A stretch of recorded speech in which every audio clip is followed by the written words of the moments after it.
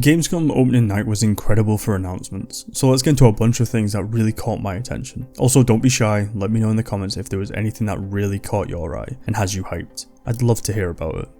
Dench Attack is completely my tempo. It's basically Jet Set Radio with trains, and that's just one of the most random things it could be. It's stylish, colourful, and everything feels like it pops as the soundtrack carries that same vibe throughout. What really stood out to me on this was the fact that you can grind rails, wall ride, and flip trick the train from track to track. This was instantly wishlist for me and exactly the type of game I love seeing come out of nowhere. It even showed a train mech, and yeah, this is just going to be something wild and fun to experience as it releases spring 2026. Absolum's style in its animations look awesome, but then the gameplay kicks in and you see that you can juggle characters with combos and extend them into flurries, and this can be done in co-op. What makes it even better is we only see 2 characters, but the end screen shows 4. Between these 4 characters, I hope it gives a good amount of ranged attacks as well as close quarter attacks for all characters. This game trailer was so short and still had such a lasting impression. The game looks incredible and will be releasing the 9th of October 2025. The devs behind the Ghost Runner franchise have created something visually gross, rotten to its core. Something that feels difficult to look at while impossible to look away from. With environments scattered in corpses, you'll still have this agile approach to combat. Quick swings of a sword and parries with a sidearm available to tack on extra damage. And a dash that I can only imagine will be a needed form of motion for a game such as this. This was one of the best looking games of the entire night in my opinion. Valor Mortis has a playtest that you can join, but no confirmed release date for this first person Souls-like. Routine was shown off over 12 years ago, and one thing it has managed to keep that entire time is the correct kind of atmospheric design. It's not just bleak corridors and dark spaces, but hidden terrors sitting in the shadows. And the audio too. The sounds echo through haunted hallways, each corner looking like it could be your last, and the silence carries so much weight to making each second feel tense. This sewer section looks and sounds terrifying, and is going to be horrific when Routine comes out later this year. Swords of Legends is carrying that insanely well-crafted cinematic experience in its reveal trailer that China has been knocking out of the park as of late. I honestly thought this was just going to be showing some environments and maybe some boss cinematics, but they also sprinkled in some gameplay sections that look like they'll be keeping that quick, agile style of combat that is reminiscent of games like Black Myth Wukong and Wuchang Fallen Feathers. No release date was shown, but this game had my attention from the moment a building ate someone. Sekiro Shadows Die Twice is my favourite From Software title in terms of combat, so to see that it was getting an anime had me hyped right off the bat. Now the art style looks weird, but I feel like this was chosen to capture the Sengoku time period. Shortly after seeing this though, conversations popped up about the studio creating it being very pro AI. Now there have been discussions about characters having extra fingers on one side and the reasoning being smear frames for better motion through animated sequences on the other. Regardless, I'm still excited to watch this through, but I'm unsure how well Sekiro's story will translate over to anime. I guess time will tell.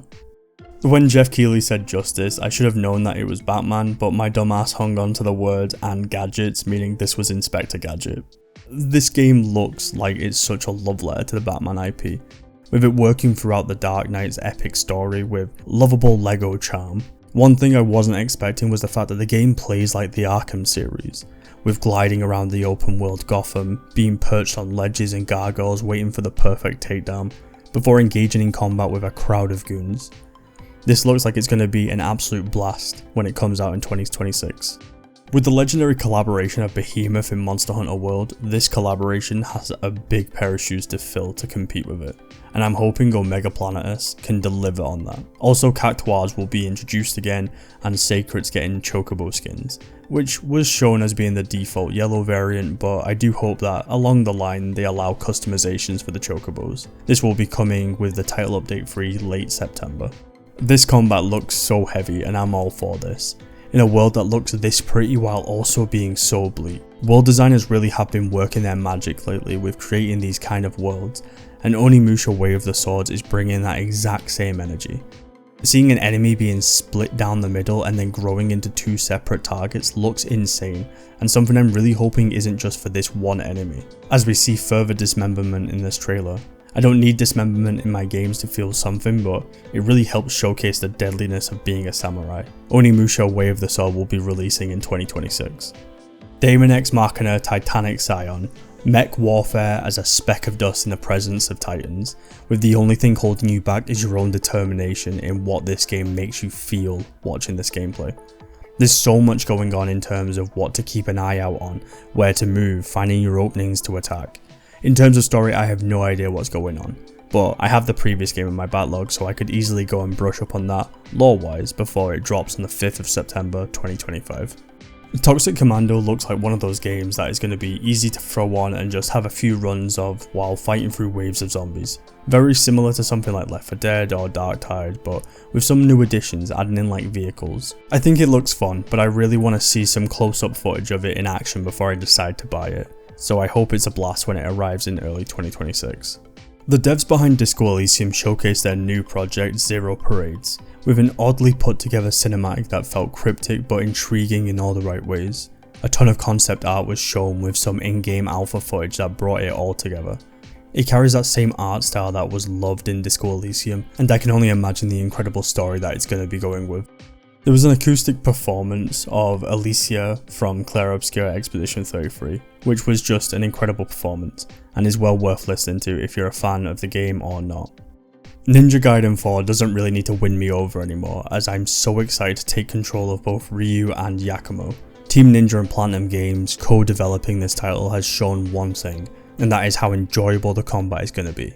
It's going to be one of those visceral combat systems that forces you to improve on the fly while keeping a keen eye out for what comes next. I can't wait to dive into this when it releases on the 21st of October 2025. So the footage that was shown for La Divina Commedia was all in-game, and this made me so curious as it feels so cinematic and instantly had me curious on how this kind of combat system would work. The deflections looked so clean, the way that the parries would place the sword in spaces to prevent the attack coming in. While the attacks felt powerful enough to cause states of stagger from each hit, but the boss diving over a swing into cover was the highlight for me. Would this mean enemies would have some form of coding to allow them to abuse invincibility frames?